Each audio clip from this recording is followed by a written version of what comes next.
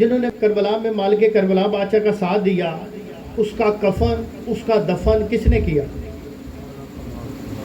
چوتھے پاک لال ولایت نے کیا نا، چوتھے مولا پاک نے کیا۔ سید محمد عالم دین ہے، سید محمد عالم دین ایران کے بہت بڑے عالم دین، سید بھی ہیں، عالم دین بھی ہیں۔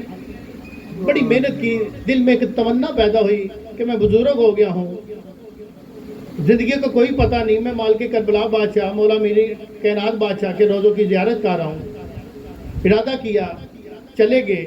جب مالک کربلا بادشاہ کے روزے پہ گئے، اسلام کیا، وہاں سے کفن خریدا۔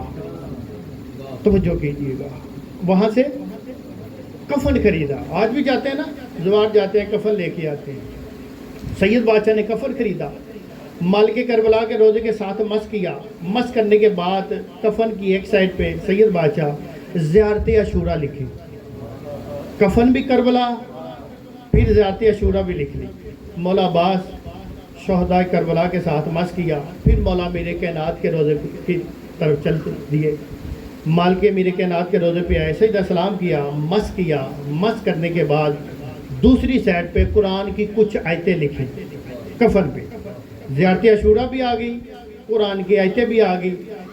سلام کیا، واپس آئے، ابھی واپس ہی گھر میں آئے تھے، گجر بادشاہ واپس ہی آئے تھے، تو اسی رات پاک شہنشاہ امام زمانہ کی زیارت ہوتی ہے، شہنشاہ معظم کی زیارت ہوتی ہے۔ مولا فرماتے ہیں سید محمد یہ کفن میرے ماننے والے کو دے آؤ۔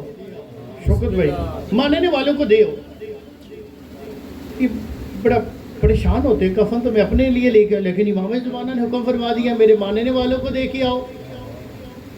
جب صبح اٹھا، تہجد پڑھی، نماز فجر پڑھی، بچوں کو پڑھایا، تو اپنے محلے میں پوچھا کوئی فوت تو نہیں ہوا؟ تو کوئی فوت نہیں ہوا تھا۔ پریشان ہو گیا، میں کس کو دے کے آؤں؟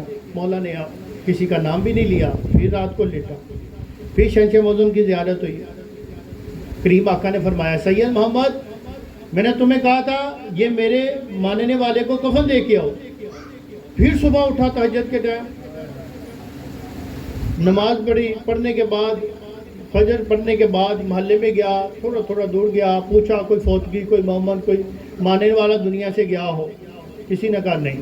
دوسری رات سویا، جب تیسری مرتبہ شہنشاہ معظم نے جلال میں گجر بادشاہ فرمایا سید محمد میں نے تمہیں کہا تھا کفن میرے ماننے والوں کو یہ دے کے آؤ۔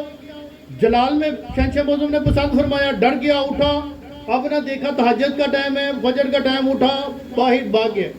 جب بھاگے اپنے محلے سے باہر گئے، دیکھا ایک قبرستان ہے، قبرستان میں ایک کمرہ ہے، وہاں لائٹ جل رہی ہے۔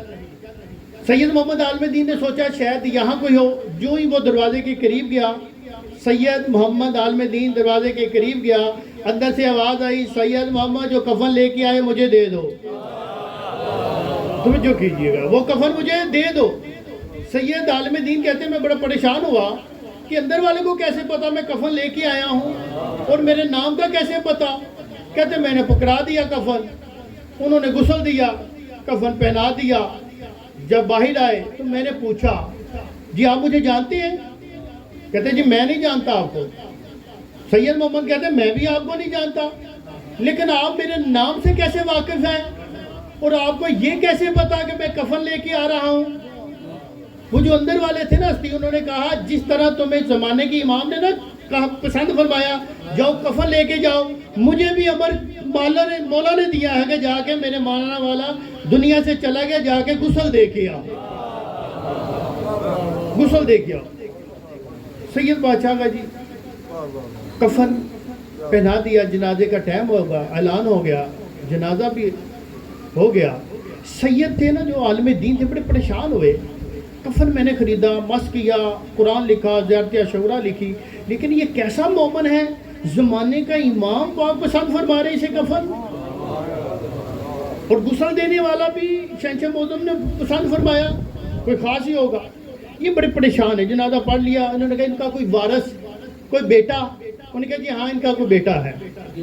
ان کو بلایا سید محمد نے، انہوں نے کہا بیٹا آپ کون ہیں، ذات کے کون ہیں؟ انہوں نے کہا جی ہم امتی ہیں، ہم امتی ہیں۔ سید پریشان ہو گیا کہ میں آل رسول ہوں، اتنا کرم مجھ پہ یا میری جد پہ ابھی نہیں ہوا، ایک امتی پہ ہو گیا۔ انہوں نے کہا بیٹا تیرا باپ کرتا کیا تھا؟ بڑا عالم دین، بڑا نیک۔ بچے نے کہا سید بادشاہ میرا باپ ایک مزدور تھا،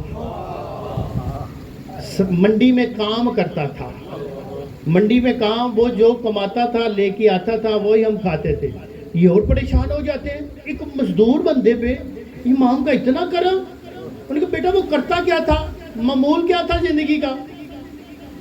تو یہ مومنوں والی اگر یہ معمول بنا لیا، ہو سکتا ہے دنیا مومن مومن کہے، دنیا سے چلو جاؤ کیا فائدہ، ایک دفعہ امام کہہ دے میرا شیعہ مومن۔ ایسی زندگی بیٹا آپ کے باپ کا زندگی کا معمول کیا تھا؟ وہ کہتے ہیں سید بادشاہ اتنا ہمیں پتا ہے، صبح صبح اٹھ کے کعبے کی طرف منہ کر کے اپنے امام کو سلام کرتے تھے۔ اللہ اللہ صبح اٹھ کے اپنے زمانے کے امام کو سلام السلام علیکم یا بقیت اللہ سلام کرتے تھے۔ سید بادشاہ کہتے ہیں میری آنکھوں میں آنسو آ گئے، ایک امتی ہو کے اپنے زمانے کے امام کو سلام کرے، ہم اولاد ہو کے نہیں کرتے۔ کہتے میں نے کہا بیٹا اور کیا کرتے تھے؟ کہتے سید بادشاہ صبح نماز فجر پڑھتے تھے، دعائے عہد روزانہ پڑھتے تھے، دعائے عہد روزانہ پڑھتے تھے۔ پھر پوچھتے ہیں اور کیا کرتے تھے؟ سید بادشاہ کھانا آ جاتا تھا نا ہمارے پاس کھانا، تو ہم ہاتھ لگاتے تھے، ہاتھ لگانے سے پہلے کہتے تھے بیٹا کھانے سے پہلے شکرانہ پڑھو۔ ہم پوچھتے تھے بابا کس کا شکرانہ؟ فرماتے جس کے صدقے ہمیں یہ لنگر ملا ہے۔ ہم پوچھتے تھے بابا کون ہے؟ فرمایا وہ زمانے کا امام تو ہے جن کے یہ صدقے لنگر ملا ہے، اور شکرانے کے طور پہ دعائی امام زمانہ پڑھے۔ کہتے دعائی امام زمانہ پڑھتے تھے۔ پھر اٹھتے بیٹھتے چلتے کھاتے پیتے ہم نے دیکھا ہے کہ وہ ایک ہی ورد ان کی زبان میں ہوتا ہے، یا صاحب الزمان ادرکنی، اب جلدی آ جائے، یا صاحب الزمان جلدی آ جائے۔ کہتے ایک ہی ورد ہوتا تھا، اپنی امام کی محبت میں اتنے مگن تھے، کوئی چیز ان کو پسند ہی نہیں آتی تھی اپنے امام زمانہ۔